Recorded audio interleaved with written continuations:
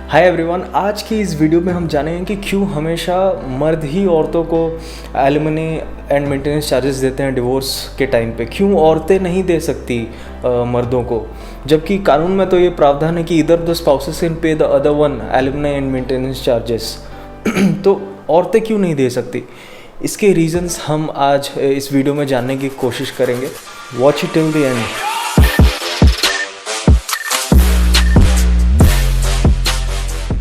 आगे बढ़ने से पहले मुझे लगता है कि हमें कुछ बेसिक टर्मिनोलॉजीज के बारे में समझ लेना चाहिए। कोर्ट वाले टूथब्रश पर डिवोर्स वाला पेस्ट लगा के फटाफट से दंत मंजन कर लेते हैं। चलिए, पहला है मेंटेनेंस चार्जेस। क्या है मेंटेनेंस चार्जेस? जब आपका कोर्ट केस चल रहा होगा, जब आपने डिवोर्स फाइल किया है, तो ऑब्वियसली आप तो साथ में नहीं रहेंगे, आप अलग अलग रहेंगे, तो किसी एक स्पाउस को दूसरे का खर्चा उठाना पड़ेगा।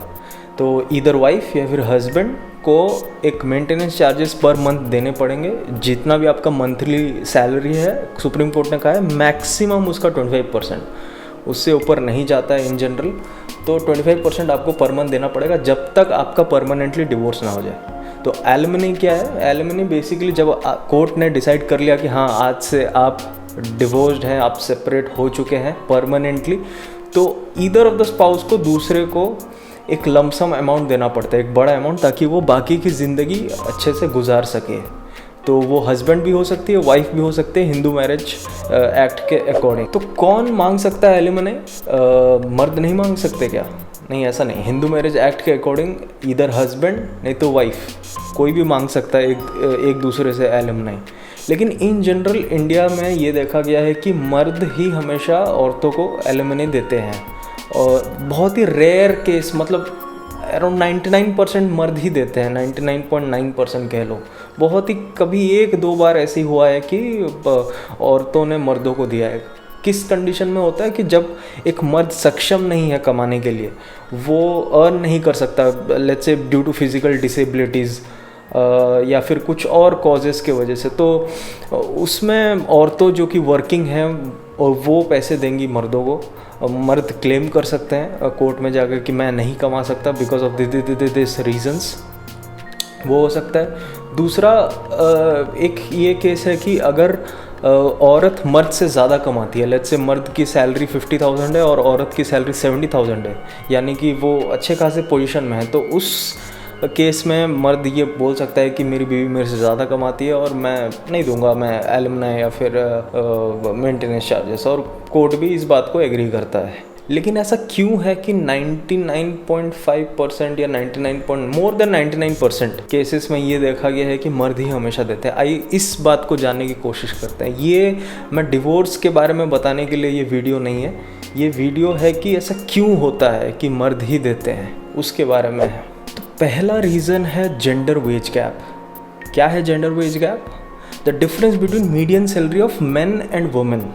मीडियन क्या है? यानी ऑर्डरली सेट का बीच का नंबर, 1 2 3 4 5 6 7 8 9 10, 5 इज़ द मीडियन। तो जब औरतों की सैलरी को ऑर्डरली सेट में रखा गया, वो नंबर्स को, और मर्दों की सैलरी को ऑर्डरली सेट में रखा गया, और उसमें से बीच के नंबर को उठाया गया और उन दोनों का डिफरेंस देखा गया, तो इंडिया में वो 19% का है। इसके दो टाइप होते हैं, एक अनकंट्रोल्ड जेंडर वेज गैप और एक है कंट्रोल्ड। तो कंट्रोल्ड यानी मर्दों और औरतों की सारी चीज़ें सेम है, क्वालिफिकेशन सेम है, डेजिग्नेशन सेम है, सब चीज़ें सेम है। उसमें ये देखा गया है कि women earn 98 cents for every $1 earn by men, और अनकंट्रोल्ड में ये देखा गया है कि women earn 82 cents for every $1 earn by men. Gender pay gap index के मुताबिक इंडिया अभी नीचे खिसक चुका है। 2018 में वो 108th रैंक में था, 2020 में वो 112th रैंक हो चुका है। मॉन्स्टर सैलरी इंडेक्स 2019 के मुताबिक ये एक परसेप्शन है कि वुमेन जनरली 46% ऑफ वुमेन जो होती हैं वो मैटरनिटी लीव के बाद वो काम छोड़ देती हैं। कहा जा रहा है कि इंडिया को ये गैप जो ब्रिज करने के लिए 100 साल लगेंगे in politics, health, education etcetera. अभी तो ये स्टार्ट हुआ है, अभी बहुत सारे स्टैट्स और ग्राफ्स बाकी हैं। चलिए स्टार्ट करते हैं। अभी देखते हैं gender and financial capability millennials के बीच में। तो अगर हम ये ग्राफ देखेंगे तो आप देख सकते हैं कि हाई फाइनेंशियल लिटरेसी मर्दों का ज़्यादा है फीमेल के कंपैरिजन में। Have rainy day funds, rainy day आप समझ सकते हैं इमरजेंसी फंड्स, मर्दों का ज़्यादा है फीमेल के कंपैरिजन में। नॉन रिटायरमेंट इन्वेस्टमेंट अकाउंट्स मर्दों का ज़्यादा है फीमेल के कंपैरिजन में। Have unpaid medical bills, female का ज़्यादा है मर्दों के कंपैरिजन में। नेक्स्ट ग्राफ अगर आप दिखेंगे तो आपको दिखेगा कि जो भारतीय नारी है वो 577% ज़्यादा मिनट पर डे स्पेंड करती है अनपेड वर्क में, ऐसे कामों में जिसके लिए उसे पैसे नहीं मिलते, वर्सेस मेन। तो अगर हम यहाँ देखेंगे तो एक ग्राफ में आपको दिख रहा है कि 352 minutes of unpaired work per day women का रहता है और मेन का 52 minutes of unpaired work per day. तो ये जो 352 मिनट्स है ये जाता कहाँ है अनपेड वर्क। तो अगर हम नेक्स्ट ग्राफ की तरफ देखेंगे तो आप अनपेड डोमेस्टिक वर्क के अंडर देख सकते हैं कि सबसे ज़्यादा मिनट जो है वो केयरिंग फॉर चिल्ड्रन में जाता है, फिर उसके बाद क्लीनिंग, फिर वाटर कलेक्शन, फिर उसके बाद कुकिंग, फिर गैदरिंग फ्यूल और फिर लॉन्ड्री और फिर एग्रीकल्चर और फिर ये बाकी की चीज़ें। अगर हम नेक्स्ट ग्राफ की तरफ बढ़ें तो एक सर्वे किया गया 2020 में 26 कंट्रीज़ को लेके और 18,800 एडल्ट्स के बीच में 71% ऑफ द वुमेन का कहना है कि हाँ भाई दे हैव अराइव्ड, इतना हम वुमेन्स राइट्स का हम इतना परसेंटेज पहुंच चुके हैं 71%। चाइना का 65%, स्वीडन का 43%, इटली का 43%, ऐसे करके बाकी चीज़ें। नेक्स्ट ग्राफ की अगर हम बात करें तो आप यहाँ पे देख सकते हैं only 10 countries have full equal rights for women.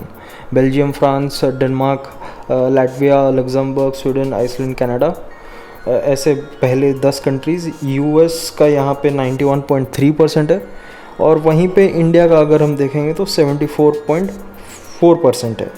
अगर हम नेक्स्ट ग्राफ की बात करें, the monumental gap affecting female statues, US में अगर आप देखेंगे 2011 में 92.4% जो स्टैचूज़ हैं वो मेल फिगर्स के हैं और वुमेन के 7.6%। यूके में 2016 में देखा गया 86.3% जो स्टैचूज़ हैं वो ज़्यादातर मेल के हैं और 13.7% जो स्टैचूज़ हैं वो फीमेल के हैं। तो ये ग्राफ इसीलिए मैंने दिखाया कि हम लोग ज़्यादातर मेन को आइडलाइज़ करते हैं, वुमेन को आइडलाइज़ नहीं करते हैं। अगर हम नेक्स्ट ग्राफ की बात करें तो आपको देखने मिलेगा कि 8% of the CEOs at Fortune 500 companies are female. लेकिन एक अच्छी बात अगर आप इसमें ढूंढेंगे तो आपको दिखेगा कि 2001 में ये 3 था, 2011 में ये 12 हुआ है, 2021 में 41 हुआ है, यानी हर 10 साल में 4x का ग्रोथ हो रहा है। अगर हम नेक्स्ट ग्राफ की बात करें नोबेल प्राइज़ जेंडर गैप, तो उसमें आप देख सकते हैं कि मर्द ही हर जगह छाए हुए हैं। अगर हम टोटलेशन की बात करें तो 58 वुमेन को अभी तक नोबेल प्राइज़ मिला है और 876 मेन को अभी तक नोबेल प्राइज़ मिला है। तो ऐसा हो क्यों रहा है? ये कौन से ऐसे फैक्टर्स हैं जो औरतों को मर्दों की बराबरी करने से रोक रहे हैं?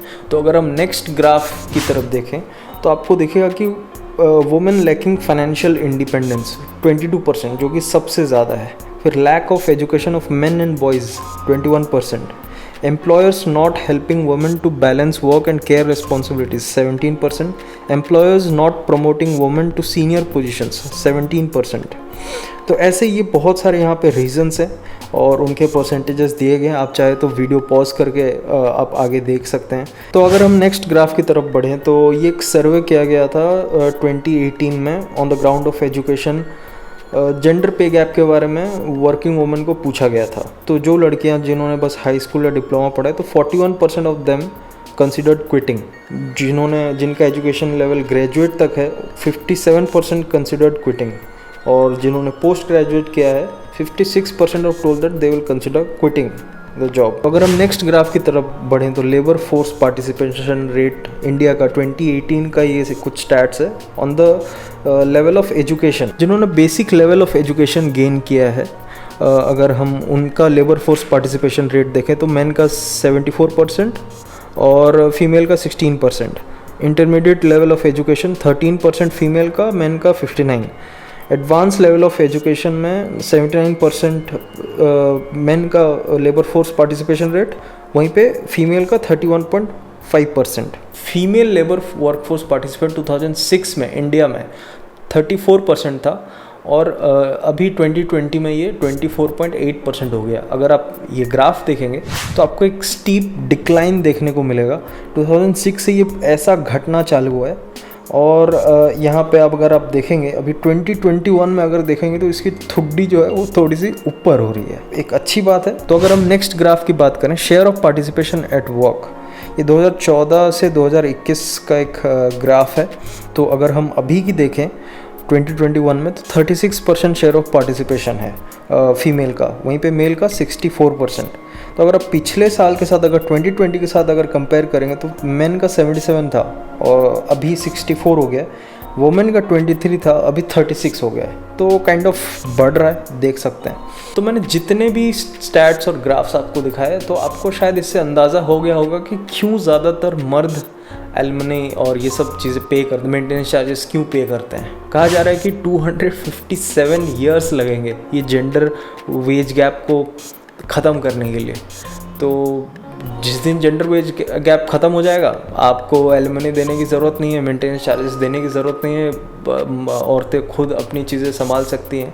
तो बस यही था वीडियो, ये थे मेरे सारे रीज़न्स। आप सब्सक्राइब करिए अगर आपने नहीं किया है तो। Thank you so much for watching.